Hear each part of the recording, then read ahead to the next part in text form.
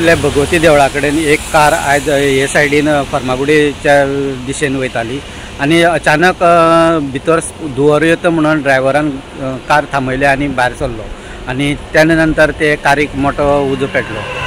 Ponda fire स्टेशनाच्या स्टाफांनी येवन हांगा कारीक उजो पालयल्लो आसा आनी आतां सद्याक तेंच्यांनी जे बॅटरी लागून उरले कारणान तेजो सावंड जो व्हडलो आसा तो वाजत आसा आनी तो आतां बंद केल्लो आसा।